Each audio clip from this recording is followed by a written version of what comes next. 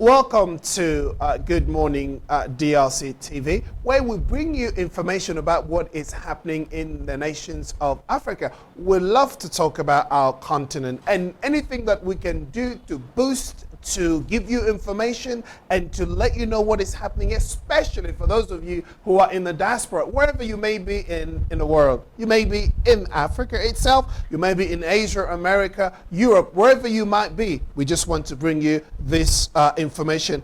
Today, we are also focusing on what is happening in the Democratic Republic of Congo. Now, as I always say, there are many of you who have obviously left the Democratic of Congo. Now you live outside, and even though your country is a French-speaking country, but you have children who cannot speak French or Lingala, so they have access to information about what is happening in the DRC in English. So if you like the content of this channel, please do subscribe, share to as many people as you can. The more people we have, the better it is for us to continue to do what we do, and give us thumbs up. So today, I want to talk about Martin Fayulu. Martin Fayulu is one of the guys who actually, he was one of the candidates in the 2018 elections. Now, as many of you would know, if you understand the politics of the Democratic Republic of Congo, is that he believed that he won the elections. But the High Court of the Constitution actually proclaimed President Felix Tshisekedi as being the winner of those elections. But ever since that time, that is 2018, pretty much 2019, the guy has always maintained the fact that he is the president. And this, obviously, he rules, but from his office, from his house.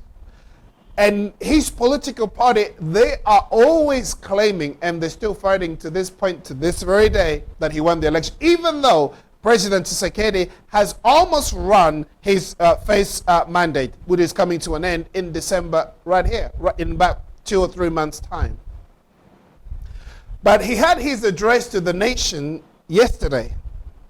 And this is what I wanted to touch on today. Now, obviously, like I said, he behaves and he wants to be president, even though he is not a president. But in his mind, he believes he won the elections. And so he speaks as though he's a president. One of the things that he said, now he is considered as one of the ferocious opposition leader, that he has always been campaigning and, doing what opposition will do up to this very moment. But coming up to the election times, before even the elections, he said he would not take part in the 2023 elections unless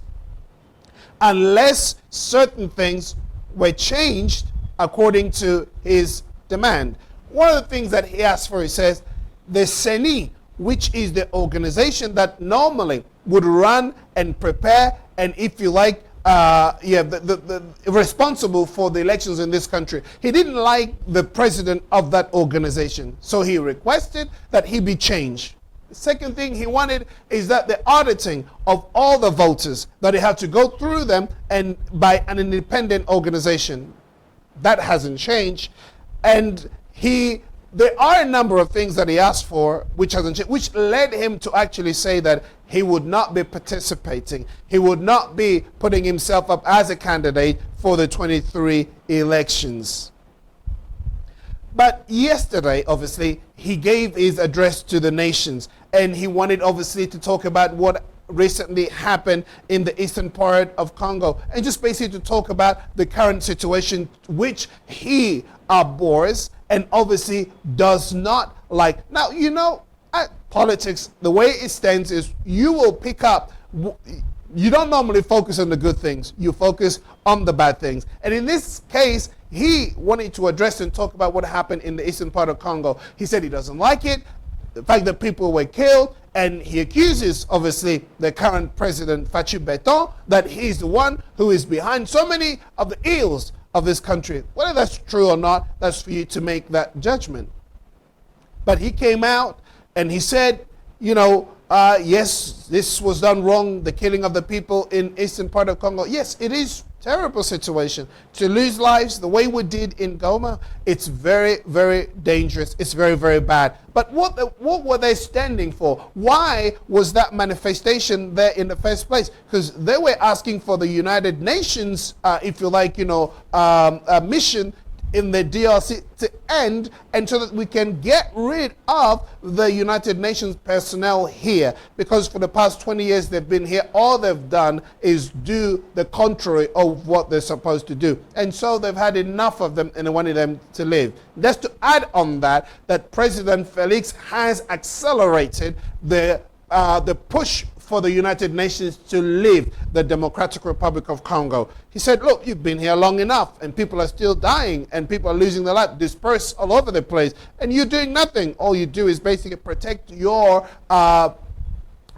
minerals and your sites where you are taking and looting the country. And people had enough of them, they should go. And then Martin Fayulu said something about that he had listened to the priests and the different organizations that are trying everything in order to bring, if you like, everybody around the table so they can go for the elections. Now, in his sayings, what he appears to be saying, even though he didn't come out and say it, is that even though he decided not to run for the 2023 elections, now it seems, according to his words, that things are changing, and we won't be surprised if we see him put his candidacy for the 23 elections. He's likely to do it now. But why would he do it now? Because nothing that he had asked for had actually changed. There are no changes in terms of his recommendations. Nothing has changed. The things that he asked for, nobody has done it. But I think there is a lot of pressure coming from people around him that he should really be part of the election, the 2023 elections. So it seems like he will take part in this. But that puts him in a bit of a bad situation, really. Why? Because he came out not too long ago, he declared, he said, I won't be part of this unless this and that is done.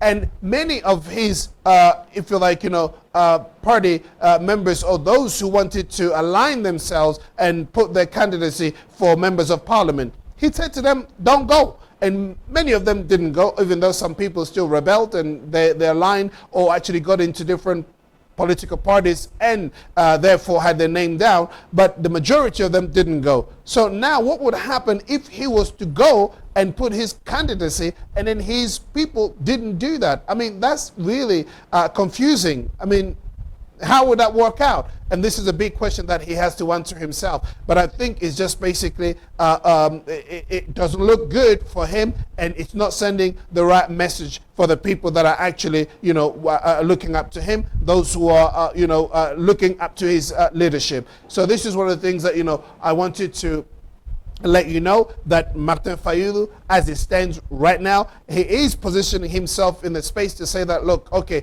given the situation, given what the Catholic Church has done, given what the other organizations have done, he may be considering running for elections. But let's wait and see. But I personally think that, this kind of address to the nation, it was meaningless. It didn't really have a lot of clout, and he shouldn't have done it. But, politicians will still be politicians. Something had to be done for him to go and place his candidacy. So he will do it.